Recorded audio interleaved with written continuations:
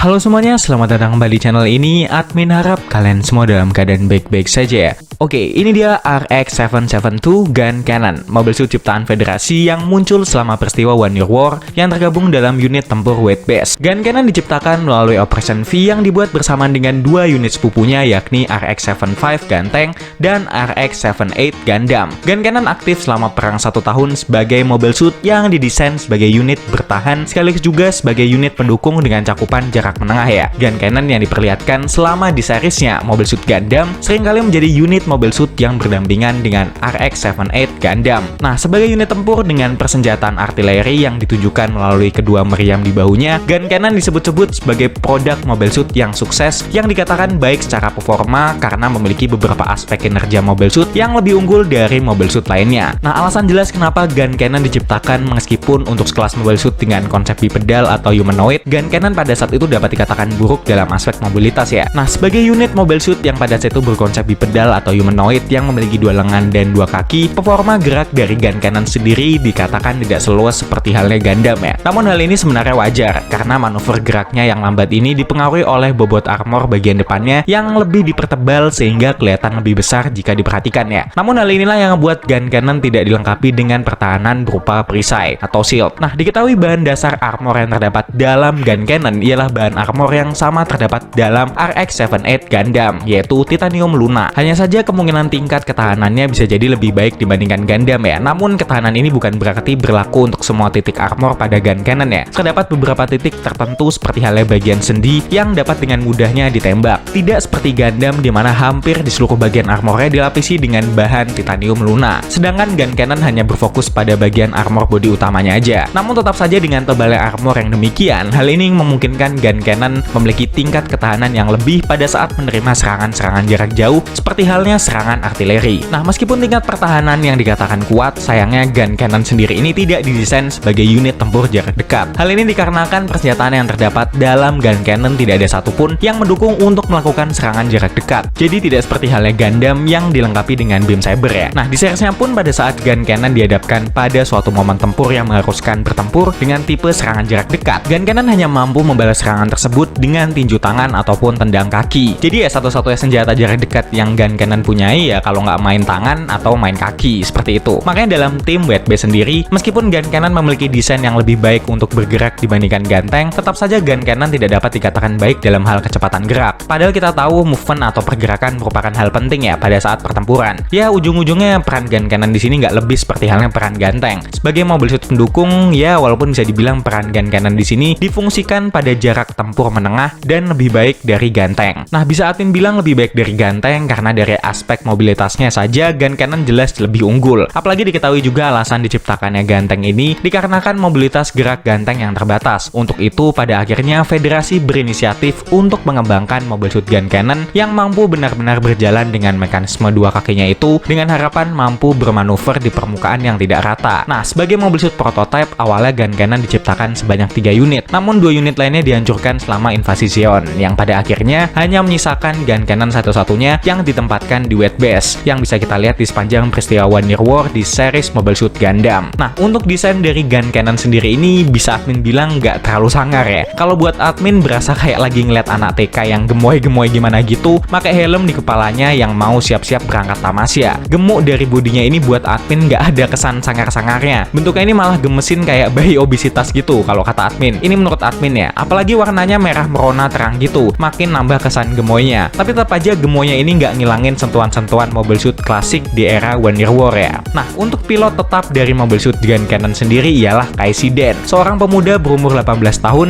yang mukanya maupun perilakunya buat admin cukup ngeselin ya. Ditambah perawakannya yang digambarin memiliki badan kurus tinggi dengan rambut ala-ala jamet gitu. Dari 3 pilot utama mobil suit Weight Base seperti Gundam yang dipiloti Amuro dan Gun Tank yang dipiloti Hayato, kayak dapat dikatakan yang tertua. Namun meskipun lebih tua dibandingkan Hayato dan Amuro yang sama-sama memikul beban sebagai pilot mobil suit tetap di Weight Base, kayak ini tergolong lemah dan penakut jika dibandingkan dengan mereka berdua. Sehingga buat admin sendiri, kayak ini sebenarnya nggak layak pada saat itu buat megang posisi pilot yang dapat dikatakan posisi kunci. Ini yang mungkin ngebuat juga Gun Cannon yang sebenarnya merupakan mobil suit yang bagus secara performa menjadi tertahan dan tidak maksimal pada saat Kai memiloti. Namun di sepanjang cerita berjalan perlahan-lahan setelah berbagai situasi yang telah Kai lewati, terkhusus semenjak diceritakan kekasih pujaan hatinya tewas, lama-kelamaan kemampuan bertempur Kei ini semakin meningkat, yang nggak seburuk kayak di awal-awal series. Kei pun ikut bertempur sampai darah penghabisan selama pertempuran besar di Abawaku. Meskipun pada akhirnya setelah peristiwa besar itu selesai dengan segala sumbangsihnya pada Federasi selama One Year War, Kei tidak melanjutkan untuk menetap menjadi tentara Federasi sebagai pilot Mobile Suit, melainkan Kei memutuskan untuk hidup menjadi seorang jurnalis. Ya, bisa dibilang Kei ini memang dari awal nggak punya minat untuk terjun ke dalam medan tempur. Ya, lagi-lagi keikutsertaannya ke dalam kru White Base sendiri adalah sebuah keterpaksaan yang nggak ada pilihan lain memang. Makanya dari ketiga pilot Mobile Suit utama kru White Base, Amuro, Hayato, dan Kei sendiri, hanya Kei seoranglah yang tidak melanjutkan perjalanannya sebagai seorang pejuang militer, seperti halnya Amuro dan Hayato. Namun meski begitu, karir Kei sebagai seorang jurnalis terkadang juga berhubungan langsung dengan situasi-situasi tersebut. Terkadang Kei juga terlibat di belakang layar sebagai seorang pendukung.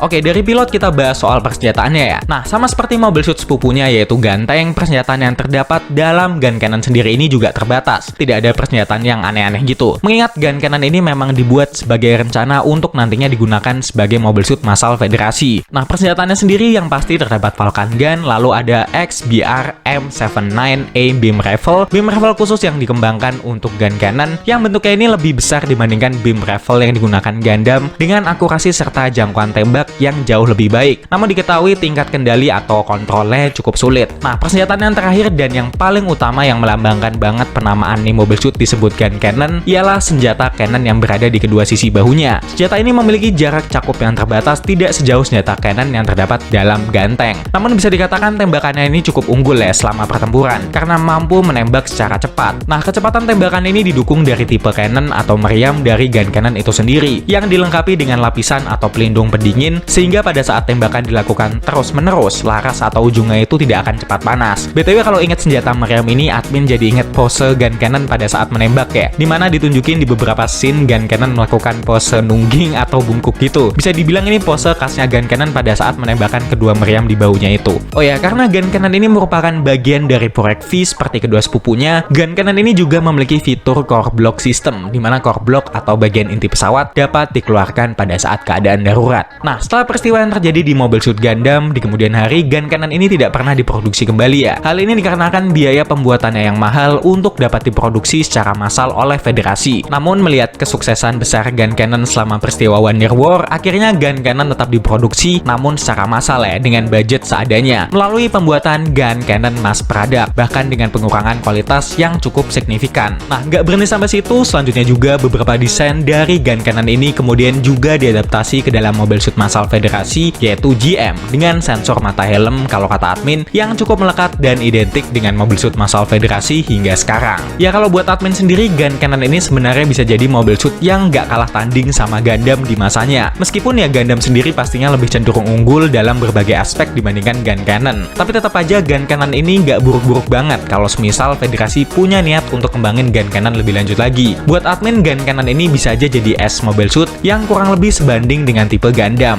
Jadi bakal dibuat beberapa versi bentuknya gitu. Kayak penambahan beberapa tipe persenjataan maupun perlengkapan yang memungkinkan gun cannon dapat beradaptasi di berbagai situasi tempur. Ya, tapi balik lagi memang karena pada dasarnya di seriesnya sendiri Gundam yang lebih mendapat sorotan dan lebih berperan banyak di seriesnya, tentu aja gun cannon ini kalah saing sama reputasi Gundam sendiri. Sehingga sampai saat ini tetap Gundam lah yang menjadi Mobile Suit dengan produksi khusus maupun terbatas yang dimiliki oleh Federasi.